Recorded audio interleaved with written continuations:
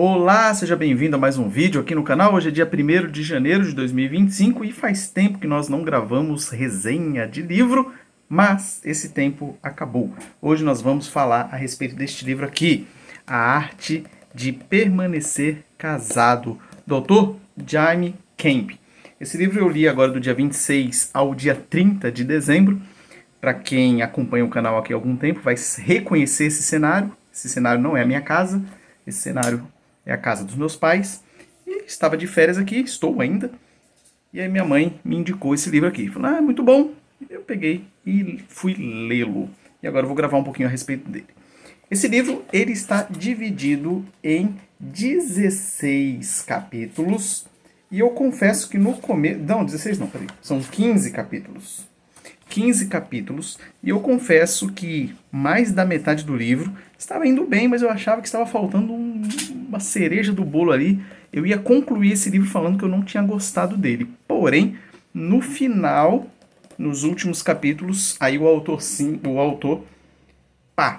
deu a cereja do bolo, deu aquele pulo do gato que faltava, e aí, resumindo, eu achei o livro bom por causa desse final.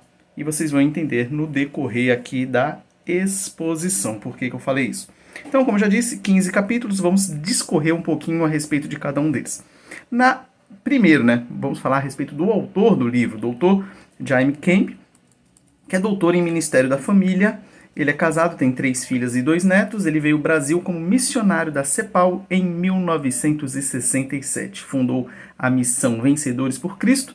Em 1988, fundou a Sociedade Religiosa Lar Cristão. Ele tem mais de 50 títulos publicados. Na introdução do livro, ele fala a respeito do ataque que as famílias, principalmente no Brasil, estão sofrendo. E ele fala que a família vive hoje a maior crise de todos os tempos. Ele fala que um dos problemas é o alvo de ser feliz. Isso é um dos motivos que está deteriorando os relacionamentos. Ele fala também a respeito da obsessão por encontrar felicidade no relacionamento afetivo.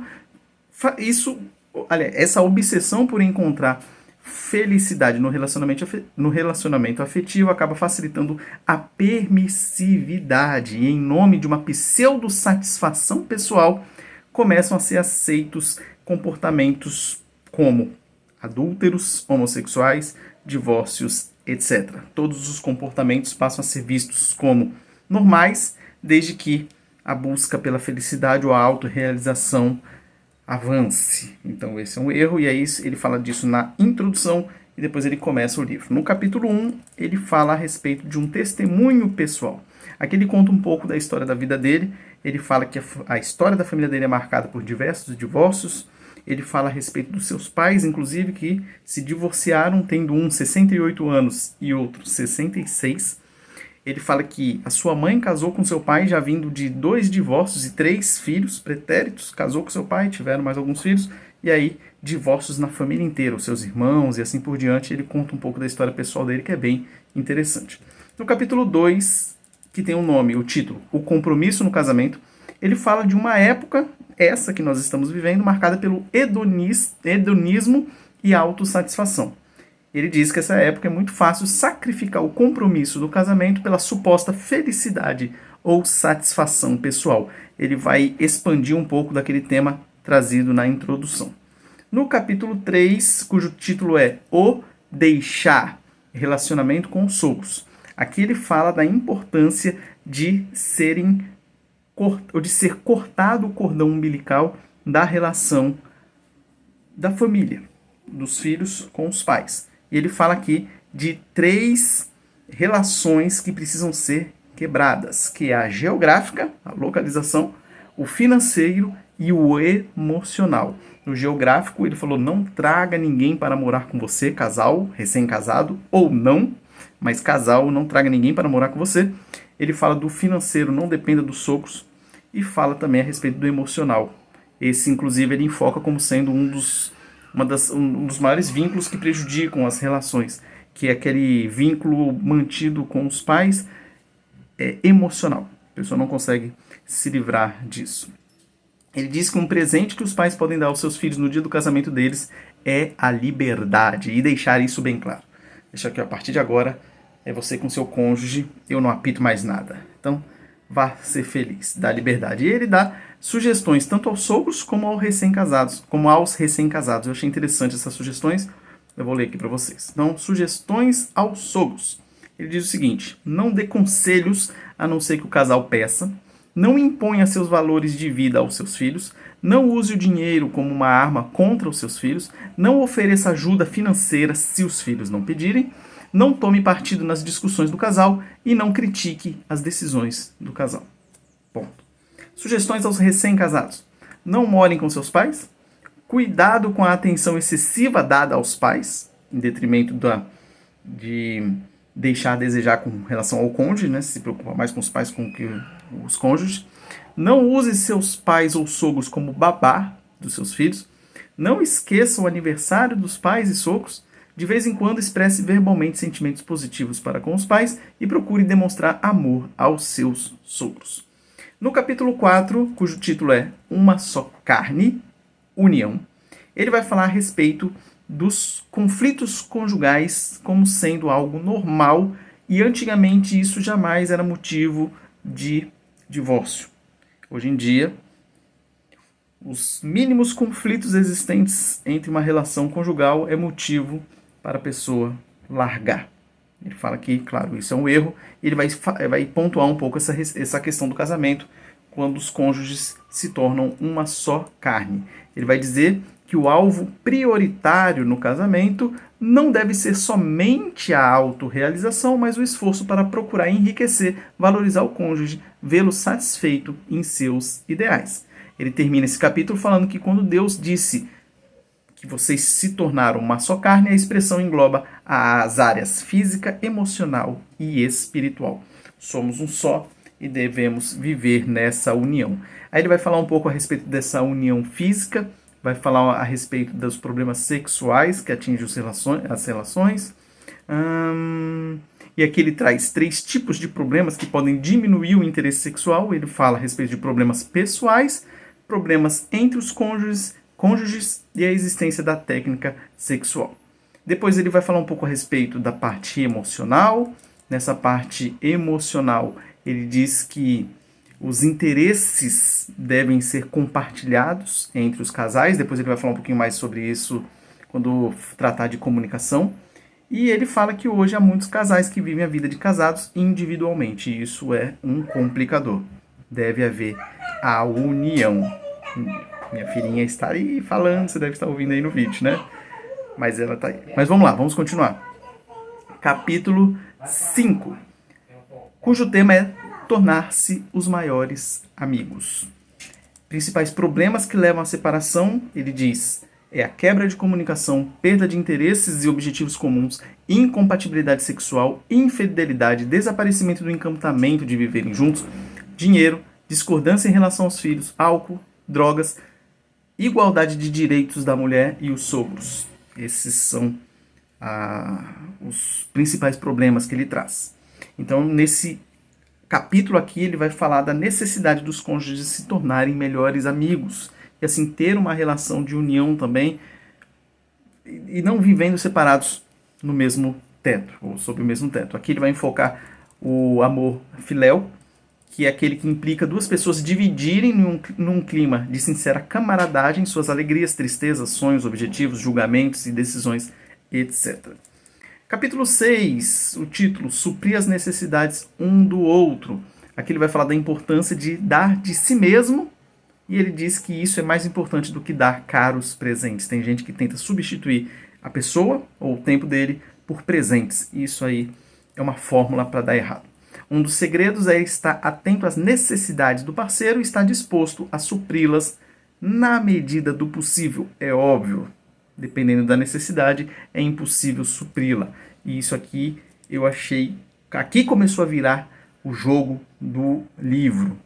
No final aqui ele vai falar que quem pode, o único que pode suprir as necessidades realmente é Deus. Nós falaremos isso aqui daqui a pouco. E ele diz aqui um dado interessante sobre a probabilidade maior de divórcios. Ele coloca aqui 2 fases. Os 7 primeiros anos do casamento e quando os cônjuges estão na meia-idade, ou seja, de 40 a 60 anos. Aqui há uma maior probabilidade, segundo os dados estatísticos, de haver uma separação. Ele fala aqui no finalzinho sobre empenhar-se para conhecer o seu cônjuge, e aqui ele dá 3 dicas práticas. Primeira, separe no seu dia um horário para conversar com seu cônjuge. Observe o seu cônjuge, certamente você aprenderá muito a respeito dele. E por fim, ouça o que ele tem a dizer. Esse ouça o que ele tem a dizer, ele difere do apenas escutar o que o outro tem para falar e está pensando em outra coisa. O ouvir aqui é aquele trabalho ativo, de você prestar atenção no que o outro está falando para você conseguir dar um feedback e ter uma comunicação. Não apenas ouvir barulhos e estar pensando em outra coisa. É realmente você ouvir ativamente. No finalzinho desse capítulo, é aí que eu falei que o jogo começa a mudar, que ele fala que somente nosso relacionamento pessoal com Deus pode preencher nossas mais profundas necessidades existenciais. Até então eu achei que ele estava sendo muito pragmático, faça isso, não faça aquilo, poucas referências bíblicas. Então, embora nada contrário às escrituras, mas eu achei que estava faltando isso, que é o que ele fez aqui agora, mostrar que Deus é quem preenche essas necessidades aqui. Depois, no capítulo 7, ele fala a respeito de conflitos. O tema do capítulo é resolver conflitos. Ele fala que os conflitos devem ser encarados e resolvidos. Não pode ficar varrendo para baixo do tapete. Ele fala que o casal deve saber escolher a melhor hora para discutir, ou seja, não discutir problemas ou tentar resolver conflitos em momentos inapropriados. E ele fala aqui a respeito de que nós devemos ter a sabedoria para escolher o melhor horário, situação e lugar para dialogar. Ele diz aqui que você deve tratar a doença e não o sintoma.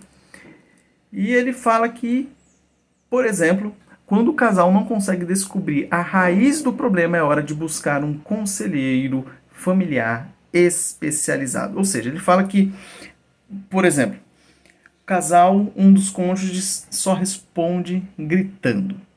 Então o problema não é gritar, o problema é mais profundo do que isso. Isso aí é apenas uma consequência de algo mais profundo.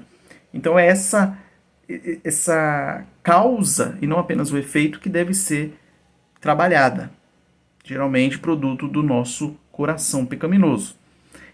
E aí ele vai dizer aqui que se você não consegue descobrir qual é essa causa do determinado efeito, aí é hora de você procurar um profissional, um pastor conselheiro, ou não necessariamente um pastor, mas um conselheiro, um terapeuta, etc., para tentar levantar qual que é esse problema mais profundo aí. É isso que ele diz aqui. Ele fala aqui três frases que podem salvar relacionamentos. Eu estou errado, por favor me perdoe, eu amo você. Ele deu até um exemplo de quando ele estava mexendo no jardim e ele ficou irritado, entrou em casa, começou a descarregar sua raiva contra sua mulher, depois ele saiu de novo para o jardim, pesou a consciência, aí ele voltou para a mulher e falou justamente essas 3 frases. Eu estou errado, me perdoe e eu amo você. Resolvido o problema. Capítulo 8, tema, aceitação, a capacidade de perdoar. Ele vai dizer que nem sempre os cônjuges agradarão ao outro em tudo. E aqui ele fala a respeito dessa aceitação.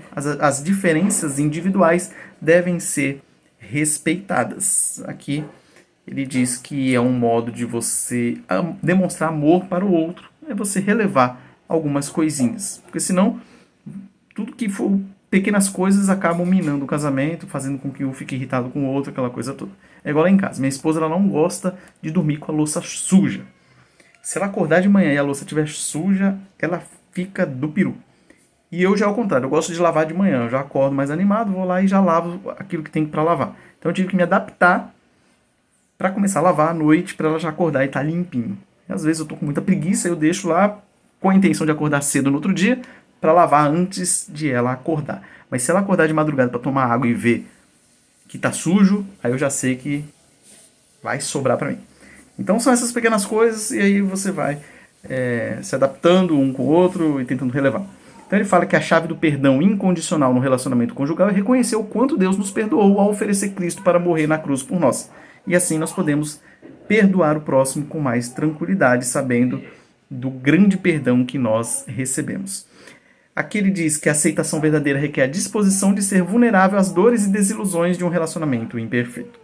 Capítulo 9, a vida sexual do casal. Aqui ele vai dizer que é no lar que as crianças devem aprender a respeito da relação sexual e não na escola. A escola praticamente ensina, a gente já sabe como, e oferecendo camisinha, preservativo para os alunos. Então, a educação sexual deve vir da escola. E nessa parte ele fala uma coisa interessante a respeito do jogo do amor. Ele fala que o jogo do amor começa quando o marido carinhosamente fala palavras ternas à sua esposa antes de sair de casa para trabalhar, ou quando ele telefona no meio do dia para saber se está tudo bem e diz que a ama, ou no final do dia com um elogio sincero por algo de bom que ela fez. Se durante o dia acontecerem brigas, discussões, diálogos e atitudes agressivas e desrespeitosas, não será fácil para a mulher se relacionar sexualmente com o marido. Os casais devem entender que o sexo é emocional, mental e não somente físico. Ele dá um alerta principalmente aos homens, porque o homem geralmente não está muito nem aí com essas partes emocionais, mentais, etc. E a mulher já não é assim. Então ele diz aqui que o processo acontece durante todo o dia para culminar, por exemplo, à noite com o ato em si. Mas ele mostra esse ato como sendo algo mais complexo e não mais extenso, mais complexo também, e não só o ato sexual em si. Ele fala que para uma realização sexual é essencial que o casal seja sincero e honesto, trocando suas opiniões abertamente. Ou seja, um conversando com o outro, falando a respeito dessas intimidades, do que gosta, do que não gosta, aquela coisa toda. Aqui, nesse capítulo, teve algo que eu discordei. Lá na página 117, ele diz o seguinte: a relação sexual foi idealizada por Deus para que ambos tivessem prazer total, sem nenhuma inibição, com toda a liberdade. Na página 118, na seguinte, ele fala sobre sexo oral e anal. E dá a entender que, na opinião do autor, sendo consentido pelo casal, não há problema nenhum. Eu tenho uma discordância dessa questão com base em Romanos 1:26, a respeito da relação natural. A meu ver, essas duas possibilidades que ele passou não são naturais, portanto, não seriam lícitas, a meu ver. Essa é a minha opinião a respeito dessa parte aqui. Então vamos avançando, que é uma parte aqui que é desconfortável de falar, né? Ele termina esse capítulo dizendo que é importante cuidar do corpo. Ninguém gosta de ter relação com alguém suado, sujo e fedendo. Aqui uma dica bem prática que ele colocou e é verdade. Capítulo 10, ele fala sobre finanças. O título do capítulo é Finanças até que a dívida nos separe. Aqui ele traz algumas dicas bem práticas. Por exemplo, não manter contas bancárias separadas, que isso é causa de problemas. Ele fala da importância de você sumir com cartão de crédito caso você não saiba usar. Fala da importância de fazer um planejamento financeiro e não ter segredos financeiros com o cônjuge. Afinal, você ter esse segredo financeiro com o cônjuge vai transparecer uma desconfiança e isso não vai ser bom para a relação. Afinal, somos uma só carne. Então é importante deixar todas as coisas às claras. Capítulo 11 ele fala: quem não se comunica, a chave para aprofundar o relacionamento. E aqui ele vai dizer que a comunicação é o processo verbal ou não verbal de transmitir uma informação a uma pessoa de maneira que ela entenda o que está sendo dito. Aqui ele fala de uma coisa bem importante, por exemplo, que lágrimas, gritos, atos de violência, silêncio ou caretas são uma tentativa dos casais se comunicar, porém uma tentativa infantil e imatura de expressão. Você vai conversar com seu cônjuge e ele faz careta, dá risadinha, faz cara estranha, ou dá respostinha. Então, imaturidade. Fala que tem que ser trabalhado para que o casal cresça nesse sentido. Então ele fala que a comunicação é uma via de mão dupla, não é só falar, mas também ouvir. Então, de novo, ele vai trabalhar a questão do ouvir. E aqui ele tem mais algumas dicas práticas a respeito dessa questão da comunicação. Ele fala para evitar interrupção, uma dica prática. Você está conversando, tentando falar alguma coisa com o cônjuge fica interrompendo toda hora, querendo adivinhar o que você está falando, fica aquela coisa chata. Então, questão de maturidade também. Ele fala daqui outras dicas importantes, que é importante você parar aquilo que está fazendo, olhar para o companheiro e dar atenção, ouvir com toda a seriedade enquanto ele fala. Ou seja, não ficar fazendo outras coisas. O celular veio para atrapalhar muito isso, né? Às vezes você quer conversar com o cônjuge, ele está lá no celular e não te dá nem atenção. Você está falando, e está lá no celular. Então, isso não é legal. Ele diz aqui também para não discutir em momentos inapropriados. Só fazendo um adendo aqui.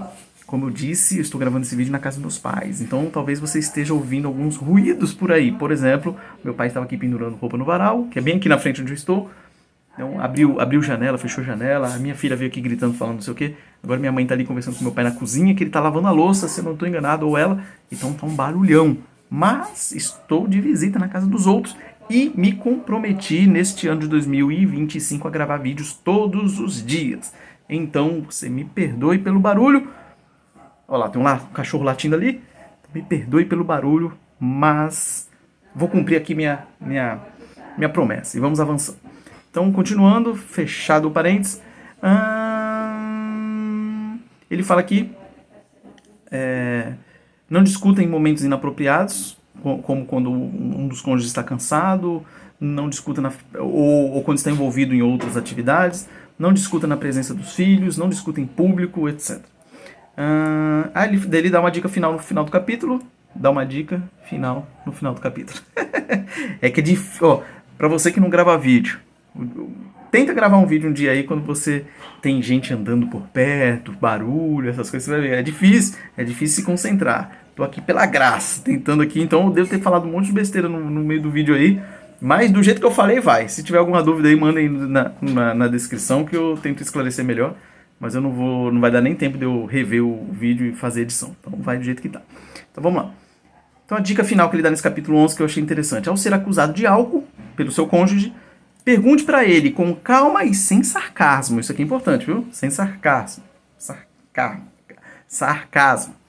O que você teria feito naquela hora ou ocasião? Ou seja, seu cônjuge vem te acusando, lá, você pisou na bola, você fez tal coisa. Você pergunta para a pessoa, então, como você agiria? E aí talvez a pessoa pense, poxa, é mesmo. Estava numa situação complicada ali, talvez a pessoa baixe a bola e fica tudo certo. Ou talvez não, talvez a pessoa realmente te dá uma resposta que, é verdade, podia ter agido dessa forma. E aí vocês vão aprendendo juntos. Capítulo 12, fidelidade. Ele fala a respeito de confiança e respeito. Aqui ele fala aqui eu achei interessante essa questão da fidelidade, confiança e respeito. Que ele fala que a liberdade excessiva que os cônjuges tiveram antes do casamento, isso permite tornar... Peraí, deixa eu ler aqui. A liberdade excessiva que ambos se permitiram tomar é aquilo que aniquilou o respeito mútuo. Ou seja, ele fala a respeito da liberdade sexual dos cônjuges antes do casamento e isso vai ter repercussão no casamento, como sendo uma aniquilação do respeito mútuo entre eles. A mulher pensa, às vezes inconscientemente, que o homem roubou algo valioso dela, no caso a virgindade, e o homem às vezes pensa que já tinha feito tudo que tinha para fazer e aí depois de casado não tem muito a oferecer e fica algo complicado nessa relação mútuo aqui. Esse capítulo é interessante nesse sentido aqui. E claro, ele vai falar um pouco a respeito da infidelidade, que é um sintoma sempre mais grave de algo que já está acontecendo no relacionamento e culmina com a infidelidade, aquela coisa toda. Capítulo 13, estamos acabando. O papel do marido e da esposa. Ele fala confusões e mudanças. Ele fala um pouco aqui a respeito da revolução feminista, invertendo os papéis, tanto da mulher como tendo consequência na questão dos homens também. Ele fala que as ideias revolucionárias sobre as mulheres não têm atingido apenas suas mentes, mas também a dos homens e principalmente a dos filhos. Ele traz algumas mensagens de algumas feministas aqui. Depois ele fala que hoje em dia, por causa dessa revolução feminista, o homem não sabe quem ele é, o que quer e o que a mulher quer que ele seja. É a tal da crise de identidade com relação ao homem, que vai ter repercussões, claro, na mulher também. Ele diz que o movimento feminista fez com que a mulher, enquanto avança para conseguir estabelecer e receber muitos direitos, perdeu outros tantos. Inclusive ele mostra aqui que dona de casa e mãe de filhos e boa esposa hoje em dia não é mais sinônimo de ser uma pessoa realizada por conta dessa propaganda feminista que nós vivemos. Ele diz aqui que o plano de Deus... Esse aqui é interessante, esse plano de Deus que ele trata aqui. O plano de Deus é: homem e mulher se apaixonam, casam-se, ele se compromete a amá-la, protegê-la, cuidar dela e sustentá-la emocional e fisicamente. Isso torna-se a base da família e o alicerce da sociedade. Antes de utilizar suas forças e energias para buscar realização pessoal, trabalha para construir uma casa, proteger a família, planejar o futuro. Seus desejos egoístas e impulsos sexuais são canalizados positivamente. Nutre um salutar orgulho de ser chefe de sua família e zeloso de sua esposa e filhos. Muito interessante esse plano de Deus aqui, bem legal. E ele termina falando uma coisa interessante também, que essa confusão de papéis acaba resultando no aumento do homossexualismo, por exemplo. Então ele vai dizer o seguinte, que o menino que vê sua mãe dominar e humilhar implacavelmente seu pai e fazer o mesmo com ele, filho, tende a recuar diante daquela figura invencível, assumindo características femininas. Ou seja, eu quero ser aquele mais forte ali, no caso a mulher, então vai adquirir características femininas. No ponto contrário, a menina que assiste diariamente seu pai maltratar, subjugar e espancar sua mãe, se revolta com aquele homem. Quando cresce, tenta ser tão dura e forte quanto ele para poder enfrentá-lo. Então, olha a repercussão que tem essa questão da inversão dos papéis. Eu coloquei uma observação nesse capítulo aqui porque eu achei que ele poderia ter... não falou muito a respeito... não falou nada a respeito da questão da submissão feminina e daquelas consequências da queda, daquilo que Deus fala para Adão e Eva, o teu desejo será para o teu marido e este te dominará. Eu achei que poderia ter expandido um pouco mais nessas questões aqui, que seriam bem interessantes, mas ficou bom. Capítulo 14, os filhos do divórcio. Ele fala que todo divórcio causa consequência nos filhos, então vão deixar marcas profundas e desastrosas nele. E ele fala que nem 10% daqueles que passaram por divórcios acham que isso aliviou. Deixa eu melhorar aqui. Do jeito que está escrito aqui, várias pesquisas mostram que entre filhos de pais divorciados, nem 10% testemunharam terem ficado aliviados com a separação. Ou seja, por mais conflitoso que fosse a relação entre os pais, nem 10% achou que a separação acabou sendo melhor do que se eles tivessem vivido juntos ou tivessem continuado mantido o relacionamento.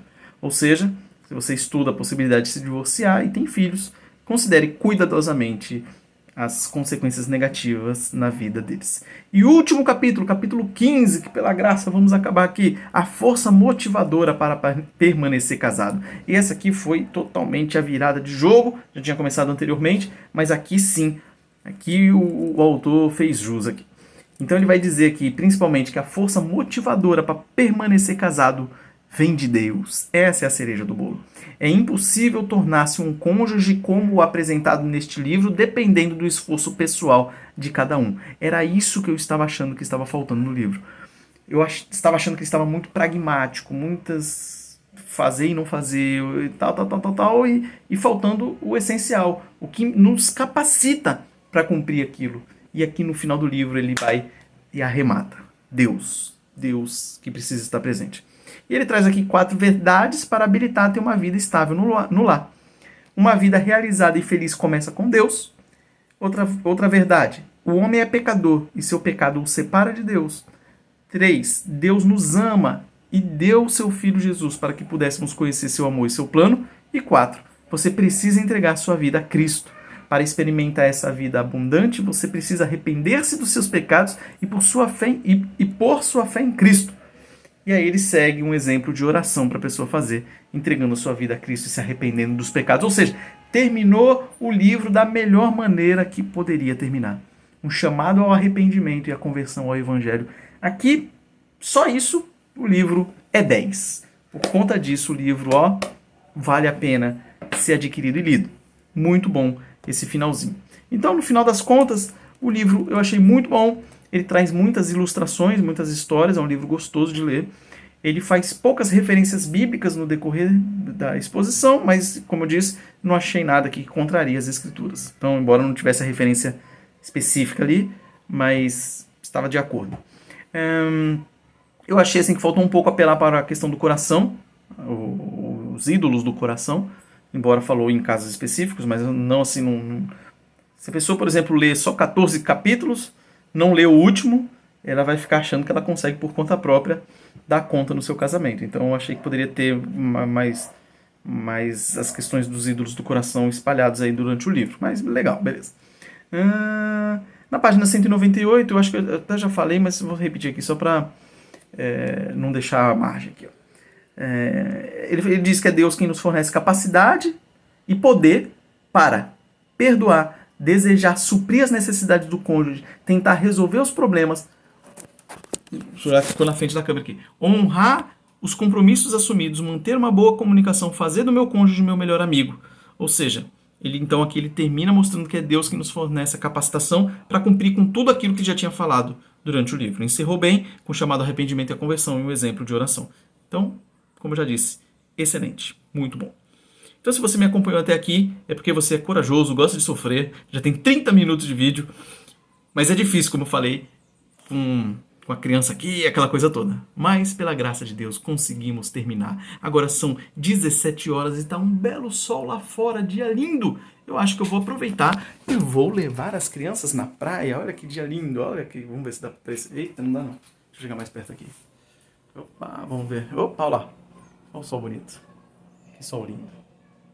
Então, tem ainda um solzinho. Vamos lá levar as crianças para passear um pouquinho, brincar um pouco. E nos vemos aqui no próximo vídeo, se Deus quiser, amanhã. Um forte abraço, que Deus abençoe sua vida. E ó, cuide do seu casamento.